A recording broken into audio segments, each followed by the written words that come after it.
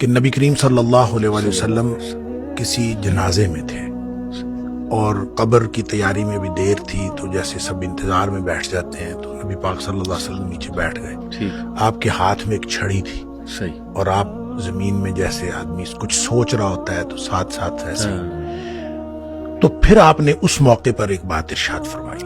پھر آپ نے دونوں کیفیتوں کو الگ الگ بتایا. آپ نے فرمایا جب مومن کی روح نکلتی ہے تو فرشتے آتے ہیں، ملک الموت جنت سے کفن لے کے آتے ہیں، اور وہ جیسے میں نے پہلے بھی عرض کیا کہ وہ آ کے فرشتے سارے اپنی اپنی ڈیوٹیاں لگ جاتی ہیں، اور پھر وہ اس کے کان میں آ کے کہتا ہے ایتھا النفس الطیبہ، اے پاکیزہ روح نکلو، اخرجی الی مغفرۃ من اللہ ورضوان، سبحان اللہ کی مغفرت اور اللہ کی خوشنودی کی طرف نکلو.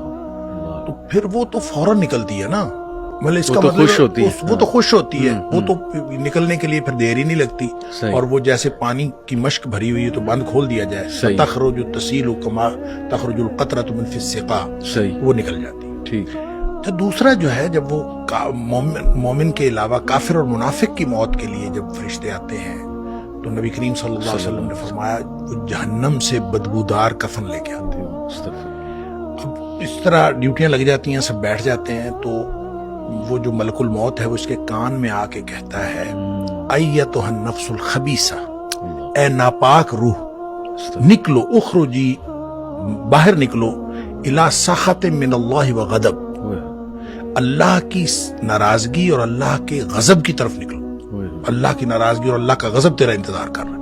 آپ اندازہ کریں جس کو یہ کہا جائے اور ادھر دنیا میں پڑے ہوئے اس کو یہ خبر مل جائے کہ اللہ کی ناراضگی اور اللہ کا غصہ میرا انتظار کر رہا ہے، تو وہ کیوں نکلے گی؟ جی پھر نبی پاک صلی اللہ علیہ وسلم فرمایا فتفرق فی جسدہ، وہ پھر جسم کے اندر چھپتی پھرتی ہے، کبھی ادھر جاتی کبھی ادھر. اس کا مطلب ہے ایک اینٹیٹی ہے، بالکل روح ایک چیز ہے، اس کی بھی ایک پوری سمجھ ہے. ہاں جی، وہ بھاگتی پھرتی ہے. فتفرق فی جسدہ، جسم کے اندر بھاگتی پھرتی ہے، باہر نہیں نکلتی.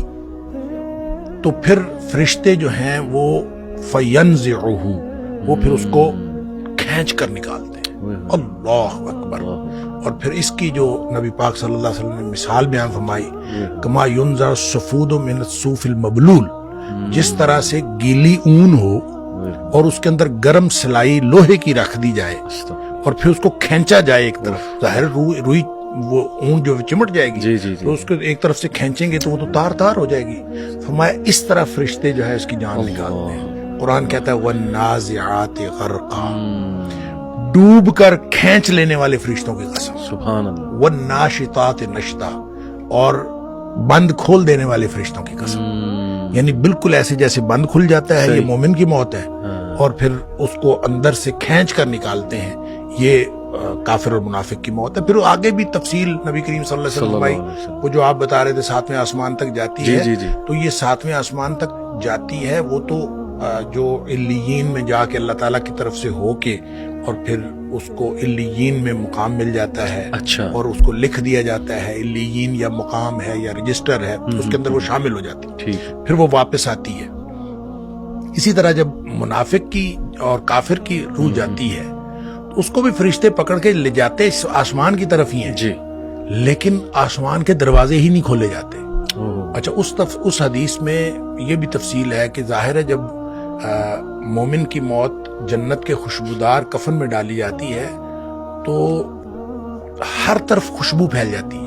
صحیح. اور وہ فرشتہ جب لے کے جا رہا ہوتا ہے اس کی روح کو، سب پوچھتے ہیں کس کی روح ہے، کیونکہ خوشبو پھیلی ہوئی ہوتی ہے. صحیح. اور ہر شخص اس کے لیے جو ہے نا وہ دعائیں کر رہا ہوتا ہے، اور ہر شخص خوشی اور مبارکباد کی صدائیں آ رہی ہوتی ہیں. دوسری طرف جب وہ کافر کی منافق کی موت وہ جب آتی ہے تو اس کی بدبودار کفن ہوتا ہے اور بدبو پھیل جاتی ہے سارے چار چفیرے ہر عالم. صحیح. جب وہ ہر طرف بدبو پھیلتی ہے تو ہر کوئی جو ہے نا اس کے اوپر لعنت کر رہا ہوتا ہے. پھر وہ لے کے آسمانوں کو چڑھتا ہے، آسمان کے دروازے ہی نہیں کھولے جاتے. قرآن میں بھی آتا ہے کہ اس کے لیے آسمان کے دروازے ہی نہیں کھولے جاتے. اچھا، اس پر پھر حدیث میں آتا ہے کہ وہ فرشتے پھر اس کو وہاں سے چھوڑ دیتے ہیں. اچھا. وہ پھر گرتی ہے نیچے، یعنی جو جہنم ہے وہ پستی کا استعارہ ہے. صحیح.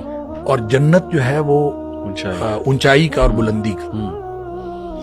इल्लियीन जो है वो भी बुलंदी की बात है, सिज्जीन कोई बहुत पस्ती की बात है। जब फरिश्ते उसको लेके जाते हैं और आसमान के दरवाजे नहीं खुलते तो वो छोड़ दिया जाता है उसको, सही। और वो फिर गिरती है नीचे गहराइयों में, कहाँ जाती है अल्लाह को मालूम है। और लेकिन उसको कुरान ने भी कहा सिज्जीन, सही। और नबी करीम सल्लल्लाहु अलैहि वसल्लम वो सिज्जीन में चली जाती है, यानी सिज्जीन में उसका इंदराज हो जाता है कि ये सिज्जीन में। ठीक है। उसके बाद उसको कुछ देर के लिए वापस लाया जाता है, सही। और फिर वो कब्र के अंदर तदफीन जब होती है तो फिर उसके बाद वो जो सवालात हैं जो कब्र वाले हैं, फिर उसके बाद कब्र के अंदर मोमिन की जो के लिए तो हर तरफ खुल जाती है जी। कब्र, ताहद्दे निगाह खोल दी जाती है। सही। और जैसे नबी करीम सल्लल्लाहु अलैहि वसल्लम आया कि कब्र जो है या तो ये जन्नत के बागीचों में से एक बागीचा है, और हुफरत मिन हुफरिन नार, या फिर जहन्नम के गढ़ों में से एक गड़ा है। तो वो फिर जिसके लिए मोमिन के लिए वो जन्नत का बागीचा बन जाता है, और उसके लिए, और फिर वो उस वक्त तक सोया रहता है जिस वक्त तक आखिरत कायम नहीं हो जाती। बिल्कुल ठीक कि नबी